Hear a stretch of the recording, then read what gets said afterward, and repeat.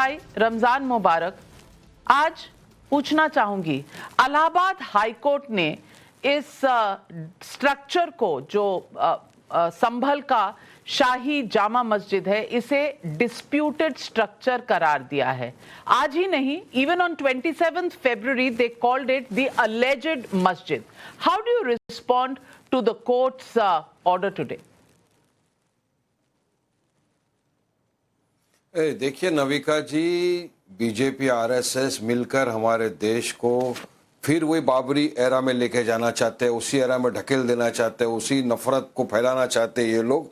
इनको पूरी तरह से पता है कि एएसआई ने रिकॉर्ड में इसको जामा मस्जिद कहा है, फिर अब कैसा इसको ये कर सकते हैं डिस्प्यूट। और मुझे यकीन है 10 तारीख को भी तो सुनवाई होने वाली है, उसमें मुस्लिम पक्ष भी अपनी बात रखेगा, ऑर्डर चैलेंज भी होगा। मगर आपको पता है कि places of worship act 1991 already into existence है। वो था जिस दिन लोगों ने पहले सर्वे की मांग की थी, फिर भी क्यों सर्वे करवाने की लोगों ने बात की, क्यों जाके ऑर्डर लेके आ गए, एक्स पार्टी ऑर्डर लेकर आ गए, क्यों एक्स पार्टी ऑर्डर लाने के बाद सेकंड सर्वे करवाया, वहां पर 4 लोगों की जानें चले गई। तो क्या आप कराना चाहते हो देश के अंदर? आप कायदा कानून किसी का पालन नहीं करते। अजान बंद कर दिया आपने लाउड स्पीकर पे। सुप्रीम कोर्ट का डायरेक्शन है कि इतने डेसिबल के ऊपर आप अजान दे सकते हो। ऐसा नहीं है कि आप बस कुछ भी नहीं, आपकी जो मन चलेगा। वारिस भाई, आप कह रहे हैं बीजेपी आरएसएस ने किया ये मैटर, ये जो डिस्प्यूटेड स्ट्रक्चर है ये तो कोर्ट ने कहा, आप बीजेपी आरएसएस को क्यों दोष दे रहे हैं? कोर्ट से आया ना ऑर्डर। अरे भाई, सभी तो वही है, कानून कायदा ब्यूरोक्रेसी सारी की सारी चीज तो बीजेपी और आरएसएस ये ना सुनवाई है कहां। बिना मुसलमान पक्ष को सुने तो एक्स पार्टी ऑर्डर पास हो गया। कितने मुसलमान लोग अपने घर छोड़ के चले गए नविका जी, आपको पता है? तो पलायन करके चले गए। इतना डर 1980s में हिंदू भी छोड़कर गए थे, तब तो दर्द नहीं हुआ था वारिस भाई, तब दर्द नहीं हुआ था, आज दर्द हो रहा है। बात आप उठा रहे हैं, सही बात है, कंसर्न है, लेकिन ये पहली बार नहीं है कि वहां से लोग छोड़ कर गए हैं। और आचार्य प्रमोद कृष्णम जी हमारे साथ जुड़ रहे हैं। कल्की धाम का इन्होंने शिलान्यास किया है, वहां पर कल्की धाम की मंदिर बन रही है। आचार्य प्रमोद कृष्णम, वारिस पठान जी का कहना है कि रमजान के महीने में वहां आपने नमाज बंद करवा दी, अजान के माइक बंद करवा दिए, और अब बीजेपी आरएसएस कोर्ट से बुलवा रही है। जवाब दीजिए, बहुत सारे चार्जेस उन्होंने लगाए हैं। इस मामले के 3 पहलू हैं। एक है लॉ एंड ऑर्डर का जो वारिस भाई ने उठाया, एक है अदालत का, एक है सियासत का, और चौथा पहलू है इतिहास का। तो वारिस पठान साहब, ये बात जो आप कह रहे हैं, अब इन्होंने प्लेसेस ऑफ वर्शिप एक्ट का हवाला दिया, तो ये बात पक्की है नाविका जी के 15 अगस्त 1947 को जब देश आजाद हुआ तो संभल में ये जो स्ट्रक्चर है ये जामा मस्जिद था और जामा मस्जिद है। लेकिन सवाल ये उठता है कि इसको हिंदू मानते हैं, हिंदू भाई बहन हमारे सभी मानते हैं कि ये बाबर के द्वारा मंदिर तोड़ के मस्जिद बनाई गई। और ये बात मैं नहीं कह रहा हूं या मेरे कहने से नहीं मानी जानी चाहिए, ये बात इतिहास में लिखी हुई है, बाबरनामा में लिखी हुई है, आईन अकबरी में लिखी हुई है, और तमाम जो इतिहासकार हुए उन्होंने इसको कंफर्म किया है कि 1529 में बाबर ने संभल में एक मंदिर को तोड़ा। तो हिंदू भाई बहन हमारे सभी मानते हैं, ना केवल संभल के, पूरे हिंदुस्तान के लोग मानते हैं कि ये मंदिर तोड़ा गया। अब सवाल उठता है कि ये बाबर तो 1947 से पहले आया, तो जो प्लेसेस ऑफ वर्शिप एक्ट का जिक्र कर रहे हैं वारिस पठान साहब, मैं बिल्कुल सहमत हूं कि प्लेसेस ऑफ वर्शिप एक्ट ये कहता है कि 15 अगस्त 1947 में जो जैसा था वैसा हो रहने दिया जाए। मगर वारिस पठान साहब, मैं आपसे गुजारिश ये करना चाहता हूं कि आप एक मर्तबा ये तो कहिए कि हाँ बाबर ने मंदिर तोड़ा था। अगर आप ये कहते हैं कि बाबर ने मंदिर तोड़ा था तो हमें अच्छा लगेगा, हमें नहीं, पूरे हिंदुस्तान के सनातन को मानने वाले लोगों को अच्छा लगेगा। अदालत अगर उसको विवादित ढांचा कहते हैं, विवादित प्रॉपर्टी कहती है, तो इसमें कौन सी गलत बात है? क्योंकि हिंदू कहते हैं ये मंदिर था और आप कह रहे हैं कि साहब ये मस्जिद ही थी, तो मैं ये जानना चाहता हूं कि जिस जगह पर विवाद होता है नाविका जी, तो वो विवादित ही कहलाती है। देखिए, मैंने आचार्य जी की पूरी बातें सुनी, मैं आचार्य प्रमोद जी का बहुत इज्जत करता हूँ, वो बैलेंस बात करते हैं। मगर ये आचार्य जी ने एक बात की कि मंदिर को तोड़ा। मैं आचार्य जी को याद दिलाना चाहूंगा कि आचार्य जी बाबरी के वक्त भी यही आया था कि मंदिर को तोड़ के मस्जिद का निर्माण किया गया।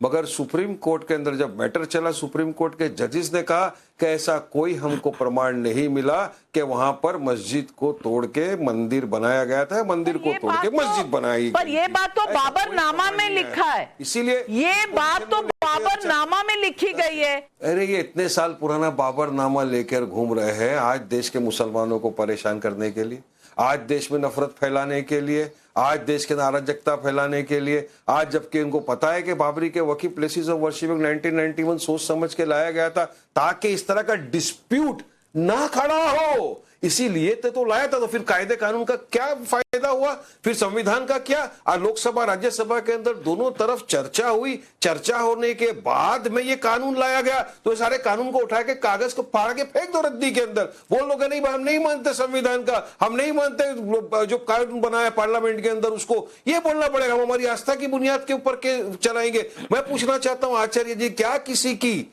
मस्जिद को तोड़ के मंदिर बनाया जा सकता है? नहीं आप बोलोगे। क्या किसी के मंदिर को तोड़ के मस्जिद बनाया जा सकता है? नहीं आप बोलोगे, नहीं बनाया जा सकता है। लेकिन एक तो देश और दुनिया ने देखा ना आचार्य जी, दिल पे हाथ रख के बोलना हकीकत, कि हमारी बाबरी मस्जिद को शहीद करके वहां मंदिर बना दिया आप लोगों ने। ये तो किया ना आपने, बताइए ये सही बात है? कोर्ट का वर्डिक्ट आया था, जिस संविधान की आप कसमें खाते हैं, कोर्ट के वर्डिक्ट के बाद हुआ था वारिस भाई संभल के। आप तो खुद कहते हैं आप इस देश के संविधान को मानते हैं, संविधान के मुताबिक ही फैसला हुआ था ना। यहाँ एक्स पार्टी, वहां पर भी आपको लगता है एक्स पार्टी हो गया था। आचार्य जी ये बाबर ने मंदिर तोड़ के मस्जिद बनाई, ये बात मानने को तैयार क्यों नहीं है वारिस भाई? मुझे आप बताइएगा, बहुत सीधी बात कर रहा हूं मैं, आपके पूर्वजों ने तो कोई मंदिर तोड़ा नहीं, और जहां तक मेरी जानकारी है वारिस पठान ने भी कोई मंदिर नहीं तोड़ा होगा। अगर बाबर ने मंदिर तोड़े, औरंगजेब ने मंदिर तोड़े, तैमूर लंग ने मंदिर तोड़े, तो हिंदुस्तान में पैदा होने वाले हमारे तमाम मुस्लिम भाई बहन बादशाहों के किए हुए गुनाहों को अपने सिर पे लादना क्यों चाहते हैं? उनके इन गलत कामों के साथ आप क्यों खड़ा होना चाहते हैं? आप ये कहिए कि प्लेसेस ऑफ वर्शिप एक्ट ये कहता है कि 1947 के बाद जो जैसा था वैसा ही रहने दिया जाए। एक सेकंड वारिस भाई, आप कहिए, मैं आपका समर्थन करने को तैयार हूं, लेकिन आप ये कहिए, एक second 10 second, Waris Pathan please let me finish. Waris Pathan साहब, आप ये कहिए कि साहब प्लेसेस ऑफ वर्शिप एक्ट को जो है बदला ना जाए, लेकिन आप ये भी तो कहिए कि हाँ इतिहास में ये गलती बाबर ने, तैमूर लंग ने, औरंगजेब ने की, तो और हमारे पूर्वजों ने नहीं की। आपके पूर्वजों ने कोई मंदिर तोड़ा हो तब तो आप उस पाप की गठरी को अपने सिर रखो। आप बादशाहों के गलत कामों से वारिस भाई एक बार बता दीजिए, क्या बाबर ने जो मंदिर तोड़े थे उसका खामियाजा या उसका जो बोझ है वो आप अपने कंधों पर उठाना चाहते हैं? आचार्य जी का सीधा सवाल है, इसका जवाब तो दे दीजिए। सुनिए, जब आपने औरंगजेब की बात की तो मैं आपको बताता चलूं कि ना मैं तारीफ कर रहा हूं ना मैं किसी की बुराई कर रहा हूं। मैं तो जो काफी हिस्टोरियंस है जिनकी मुख्तलिफ राय है मैं उन पे भी तवज्जो नहीं डालना चाहता। 400 साल पुरानी बात है। अगर औरंगजेब की आर्मी का आपको पता है ना, उनमें मैक्सिमम लोग जो थे वो हिंदू थे। छत्रपति शिवाजी महाराज की आर्मी के अंदर मैक्सिमम जो उनके सिपह सालार से लेके नीचे तक जो थे वो मुसलमान लोग थे, क्योंकि वहां हिंदू मुसलमान की लड़ाई थी नहीं। वहां तो टेरिटरी एक्सेप्ट करने का, टेरिटरी को हासिल करने की लड़ाई चल रही थी उस वक्त। हिंदू भावनाओं को दुख पहुंचाने का काम किया, अपने धर्म यानी इस्लाम को बढ़ाने की वजह से किया। तो वारिस भाई सिर्फ टेरिटरी की लड़ाई थी ऐसा नहीं था। और जिस स्ट्रक्चर को बाबर ने खुद माना, मस्जिद की दीवारों पे खुद लिखा गया कि बाबर ने मंदिर तोड़कर मस्जिद बनाई, उसे आप मानने से इनकार क्यों करते हैं? मेरी ये समझ में नहीं आता। लेकिन कानून की बात कर रहे हैं, संविधान की बात कर रहे हैं, तो आज वारिस भाई, आज कानून के तहत, आज संविधान के तहत इलाहाबाद हाई कोर्ट को ने आपने शहीद कर दिया। संभल की शाही फिर जामा मस्जिद को सुनिए ना, डिस्प्यूटेड इलाहाबाद स्ट्रक्चर हाईकोर्ट कहा में है। मैटर सब यही है। देश का संविधान बता रहा है। का चैलेंज इस होगा। वक्त ये वर्डिक्ट बनाया नहीं गया है, है। लेकिन कम से कम ये ऑर्डर में दर्ज है।